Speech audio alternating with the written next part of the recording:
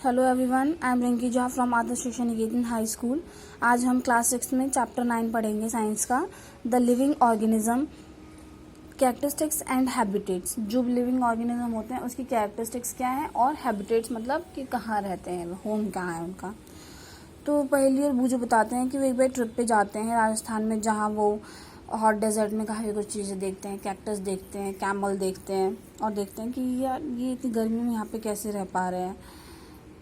और फिर वो बहुत सारी चीज़ें देखते हैं। वो एक दिन घर पे भी एक दिन वो देखते हैं कि कबर्ड अपना खोल रहे होते हैं, तो वहाँ देखते हैं एक स्पाइडर होता है। तो कहीं ना कहीं उन्हें लिविंग ऑर्गेनिज्म मिल ही जा रहे थे, हर जगह उन्हें उनके आसपास सराउंडिंग में लिविंग ऑर्गेनिज्म उन्हें दिखाई दे रहे थे।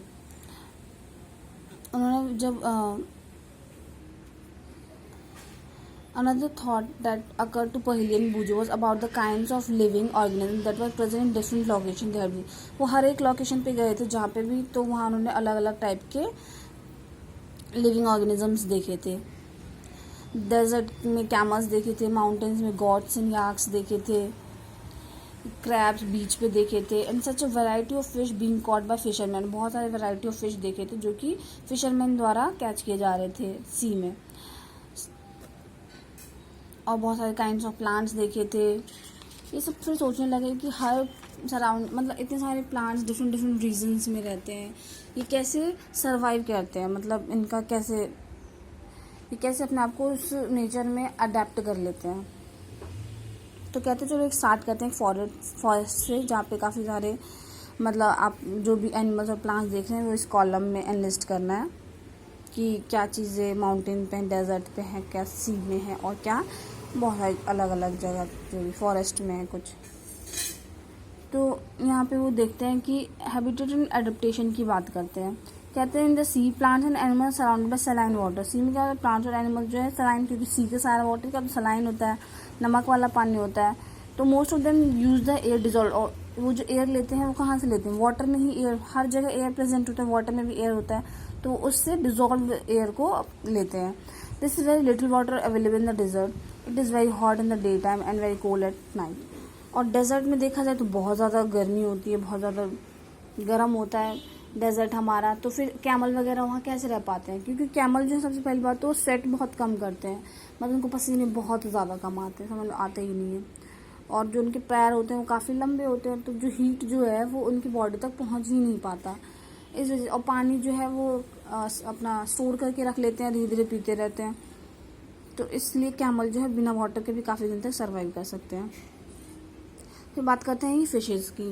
फ़िश का जो है उसकी शेप कैसे होती है, जैसे डिफरेंट टाइप के फ़िश होते हैं, स्टिल सबकी शेप कैसे होती है, स्ट्रीमलाइन शेप होती है।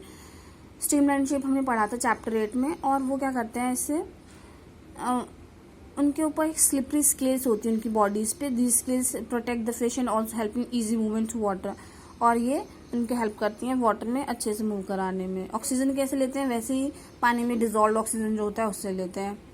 Gills present in the fish help them to use oxygen, और क्या प्रेजेंट होता है जो उनकी हेल्प करता है डिजॉल्व ऑक्सीजन लेने में, गिल्स। ठीक है, ये ध्यान रखना, gills help them to use oxygen. तो यानी we see that the features of fish help it to live inside water and the feature of camel help, कि देख रहे हैं जो फिश के जो फीचर्स है वो अलग है, जो कि उसे वाटर में रहने के लिए मतलब काबिल बनाती है। और जो कैमल होते हैं वो डेजर्ट में रहते हैं, क्योंकि वो इस तरीके से उनको बनाया गया है कि वो डेजर्ट में रह सकते हैं। तो सब एनिमल का अलग अलग होता है। हमने यहाँ पे 2-3 एग्जांपल्स के बारे में बात किया कि कैसे एक दूसरे को उन्होंने खुद को अडेप्ट कर लिया है उस नेचर में। जैसे कैमल जो है वो आराम से रह सकता है हॉट डेजर्ट में, और फिश जो है वो हमारा पानी में कैसे रहता है। अब हम पढ़ते हैं हैबिटेट होता क्या है। The place where organism live is called habitat. ऐसा प्लेस जहाँ पे हैबिटेट रहते, मतलब ऑर्गेनिज्म जो है वो रहते हैं, उसे हैबिटेट कहते हैं। हैबिटेट मतलब होम भी कह सकते हैं, a place, a dwelling place, a home. और हैबिटेट जो है फूड, वाटर, एयर, शेल्टर और बहुत सारी चीज़ें जो प्रोवाइड करता है। जैसे कोई जानवर फॉरेस्ट के पास रहता है, मतलब एक कोई एरिया होगा तो वहीं से वो अपना फूड कलेक्ट करके लाता है, काफ़ी चीज़ें लेके आता है, तो ये हमारा हो गया क्या, उसका हैबिटेट। अब the plants and animals that live on land are said to be live in terrestrial habitat. जो प्लांट्स और एनिमल लैंड पे रहते हैं उसे टेरेस्ट्रियल हैबिटेट्स कहते हैं। लैंड पे जो रहते हैं उसे terrestrial habitat. Some examples of terrestrial habitat are forest, grassland, desert, coastal and mountain regions. On the other hand और मतलब ये एग्जाम्पल है टेरेस्ट्रियल की, grass land, forest, desert, coastal and mountain regions. और कहते हैं the habitats of plants animal that live in water, जो पानी में रहते हैं उसे कहते हैं एक्यूटिक हैबिटेट्स, जैसे कि lakes, rivers and oceans are some examples of aquatic habitats. There are large variations among terrestrial habitats like forest, coastal and mountain region located in different parts. बहुत सारा होता है मतलब टेरेस्ट्रियल हैबिटेट्स में भी, like forest, grassland, desert, coastal, mountain region located in different parts, अलग अलग part में फैले हुए हैं। फिर अब बायोटिक और अबायोटिक कंपोनेंट्स क्या होते हैं? तो organism, both plants and animals living in a habitat, जो भी लिविंग ऑर्गेनिज्म रहते हैं एक जगह, उस चीज़ को हम कहते हैं बायोटिक कंपोनेंट। और जो नॉन लिविंग थिंग्स होते हैं जो कि हैबिटेट को कॉन्स्टिट्यूट करते हैं, उस चीज़ से मिलते, जैसे पानी है वो हमारा हैबिटेट को कॉन्स्टिट्यूट, मतलब पानी के अंदर रहते हैं, ठीक है। जो पानी के अंदर रहते हैं वो बायोटिक कंपोनेंट्स हो गए, और जो पानी है वो हमारा अबायोटिक कंपोनेंट हो गया। इस तरीके से अबायोटिक और बायोटिक को हम डिफ्रेंशिएट कर सकते हैं। फिर हम एक एक्टिविटी पढ़ते हैं, उसमें बताते हैं कि we made sprout from moong and chana से, हम कैसे स्प्राउट्स निकाल लेते हैं मूंग और चना से। अगर हम क्या करते हैं, चने और या फिर मूंग को रख देते हैं पानी में भिगो के और कुछ दिन तक हम उसे रखे रहने देते हैं, तो हम क्या देखते हैं, उसमें से स्प्राउट्स निकल के आ जाते हैं, ठीक है। देखा होगा उसमें से ग्रीन ग्रीन कलर की सीड्स निकल के आ जाती हैं, वो हमारा क्या होता है, जर्मिनेटेड सीड्स। तो इस एक्टिविटी में बता रहे हैं कि क्या होता है कि जो हम चना है वो, मतलब सोचो कुछ भिगो के हमने रख दिया है, बिल्कुल सनलाइट में रख दिया है, कुछ हमने कबर्ड में रख दिया है, और हमने रेफ्रिजरेटर में रख दिया है। तो क्या उसमें से जो सीड्स हैं वो डेली, मतलब हम कुछ दिन बाद देखते हैं तो क्या सब में सीड्स निकल के आ जाते हैं, स्प्राउटेड सीड्स? तो नहीं, क्योंकि हमेशा किस भी चीज़ मतलब प्लांट्स में उसमें उसके अबायोटिक फैक्टर्स बहुत इंपॉर्टेंट है, मतलब कि हीट, लाइट, वाटर, एयर, ये सब बहुत चीज़ इंपॉर्टेंट है ग्रोथ ऑफ प्लांट्स के लिए।